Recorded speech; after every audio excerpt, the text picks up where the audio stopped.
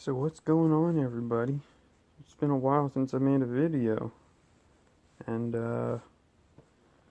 let me show you why.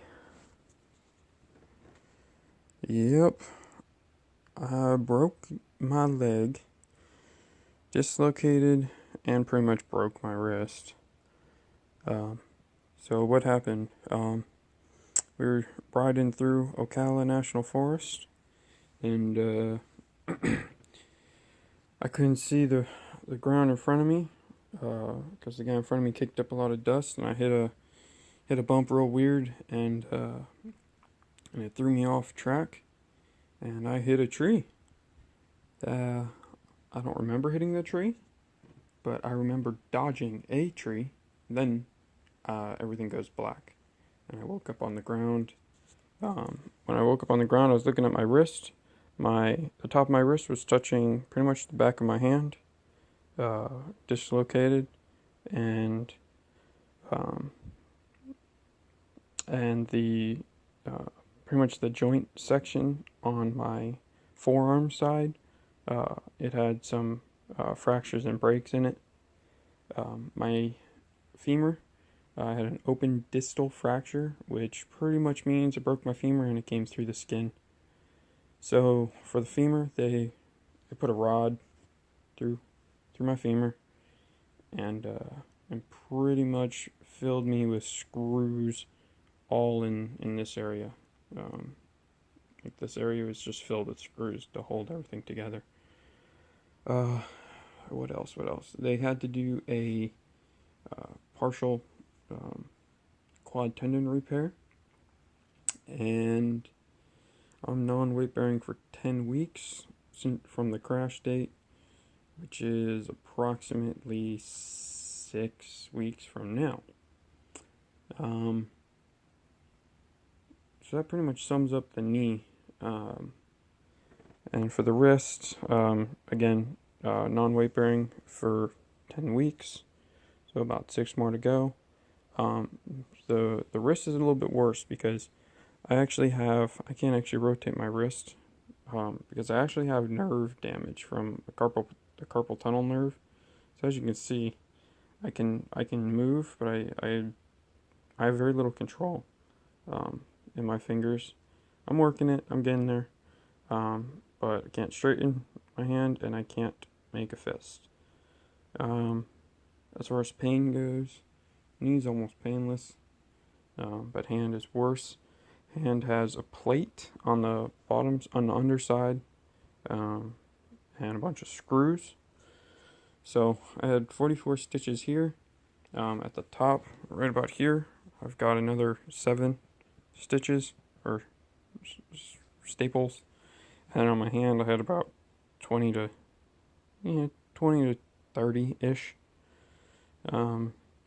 So yeah, that sums up. So let me tell you a little bit about the crash.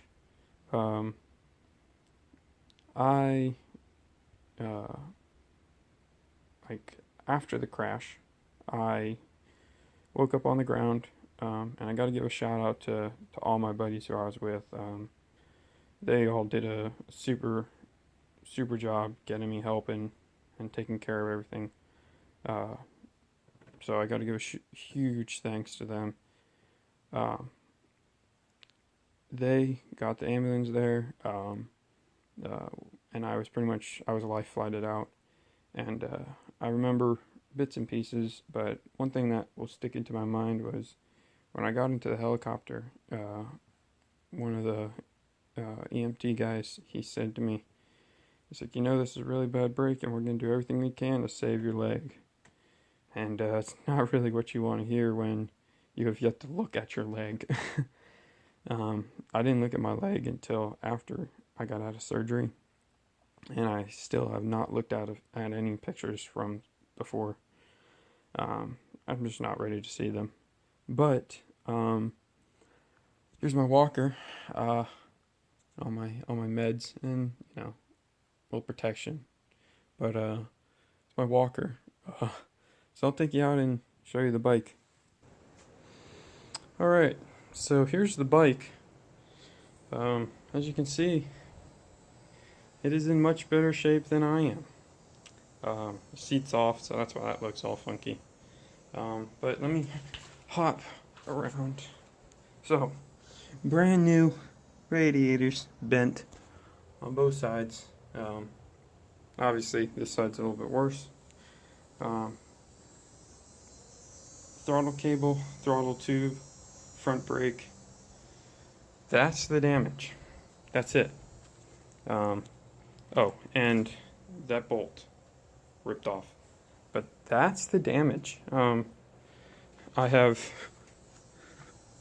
looked over the bike. Hang on, I got a hobble.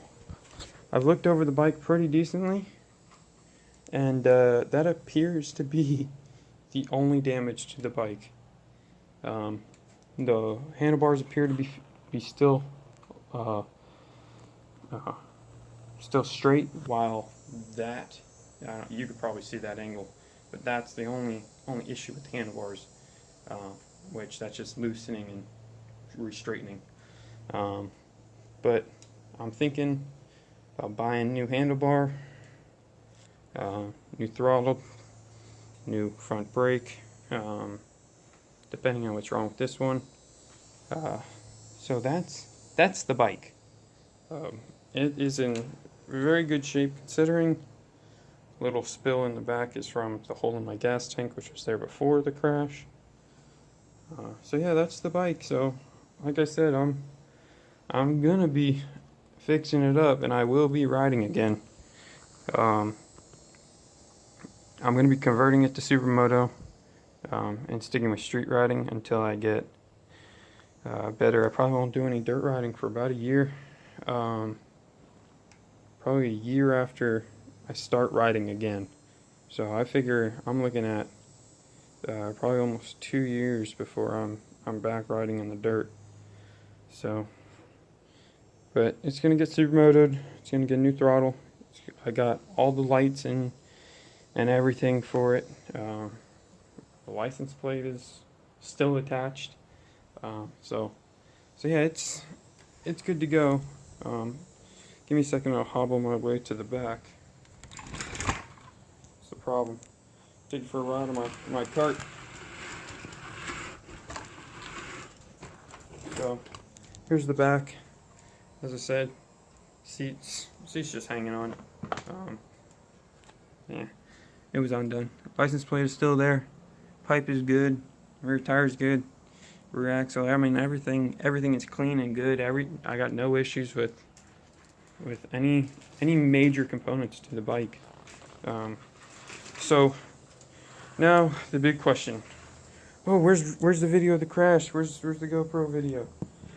Well, the GoPro was on my helmet, and when I hit the tree, my head nicked the tree with the helmet on the side where my GoPro was, and the GoPro blasted to another dimension. My buddies, they looked for about an hour and a half after the crash. They looked for my GoPro. They could not find it. And then one of my buddies, he went back and looked for about an hour. Could not find it. So it's in another dimension, and there it shall stay. But I've already bought a new GoPro. So my little Christmas thingy, Christmas present to myself kind of thing. So yeah, it's kind of like a quick little update. Just hobbling around. It's my ride. I got a little scooter that I've been messing around on, but yeah, it's a bike update and a kind of like an update to where I'll be and what I'll be doing. So as I fix the bike up, I'll try and throw more videos, but that's the reason for no videos for the last month and a half or so, however long it's been. So take care, guys. Be safe. Ride safe. See you later.